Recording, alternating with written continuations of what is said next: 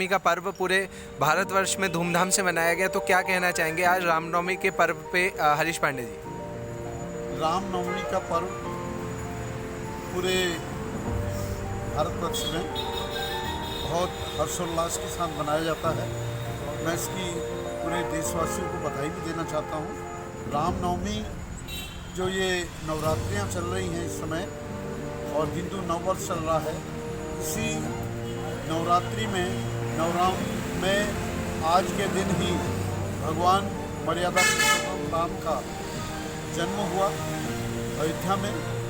और मैं बताना चाहता हूँ कि मर्यादा पुरुषोत्तम राम जिनकी खुशी में उनके जन्मोत्सव में आज जगह जगह दीपक जलाए जा रहे हैं, जगह जगह रैलियाँ निकल रही हैं, जगह जगह भगवा ध्वज का लोग सम्मान कर रहे हैं। किसी न किसी रूप में रामनवमी के अवसर पर भंडारे हो रहे हैं। मंदिरों में जो प्रमुख स्थान है, तीर्थ स्थल हैं, वहाँ पर रामनवमी के माध्यम से भगवान राम की आराधना की जा रही है। और भगवान राम के बारे में बताना चाहता हूँ कि ये क्यों है। इसके पीछे उनके आगे एक मर्यादा शब्द लगा हुआ है।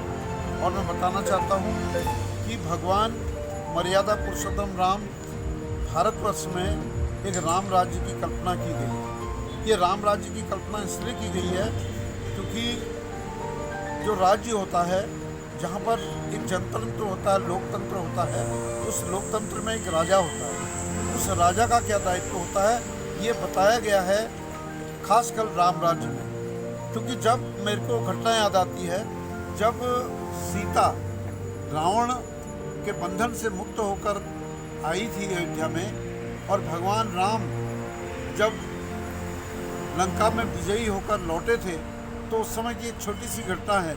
उनके राज में एक धोबी और धोबिन आपस में लड़ते हैं और धोबी धोबिन को कहता है कि मैं तुम्हें निकालता हूँ क्योंकि तुम एक हफ्ते से मायके में थी और तुम्हारा अता पता नहीं था, तुम कहाँ थी, क्या कर रही थी। इसलिए धक्का मारकर वो अपने घर से उस अपनी वाइफ को निकालते हैं। उस घटना को भगवान श्री राम के राज में पहले क्या होता था, जैसे आजकल LIU होती है, लोकल इंटेलिजेंस होती है, CID होती है, तो उस समय क्या होता है, गुप्तचर होते थे।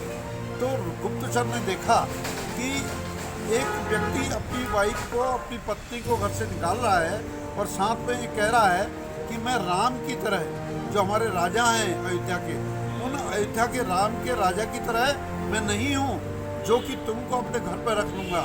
वो लंका में रहकर जो 6 महीने साल इतने समय तक सीता लंका में रही और रावण के बीच में रही, रावण के सानिध्य में रही, लेकिन राम ने उनको स्वीकार कर लिया, लेकिन मैं तुम्हें स्वीकार नहीं करूँगा। इसलिए राम राज्य कहा जाता। जब राम ने उस घटना को सुना तो उन्होंने सीता को वनवास दिया और सीता को वनवास देने के बाद लव कुश पैदा हुए।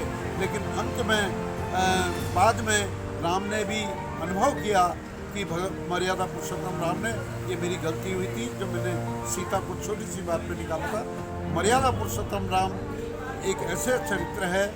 मैं एक छोटी सी घटना बताता हूँ कि सुन जननी सोई सुत बड़भागी, जो पितु मातु बचन अनुरागी। जब वनवास को जाते हैं भगवान राम, तो माँ कौशल्या से कहते हैं कि हे माँ, मैं तो गौरवशाली पुत्र हूँ कि आज वनवास को जा रहा हूँ। और ऐसे पुत्र सहभागी होते हैं और भाग्य वाले होते हैं जिन्हें अपने माता पिता का आशीर्वाद प्राप्त हो। बहुत सी ऐसी चीज़ें हैं। वो अच्छे भाई के रूप में थे, अच्छे पति के रूप में थे, अच्छे राजा के रूप में थे। आज उनका जन्म है।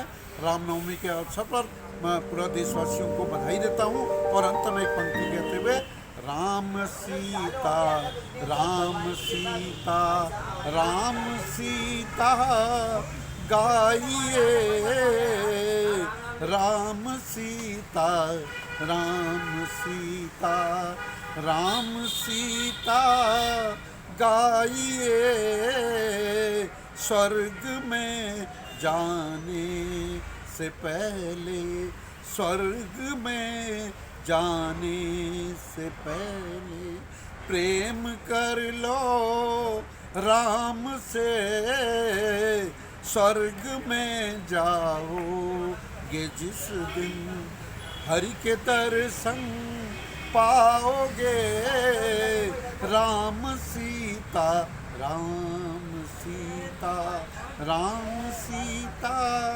गाइए। पुनः आप सब लोगों को रामनवमी की बहुत बहुत बधाई।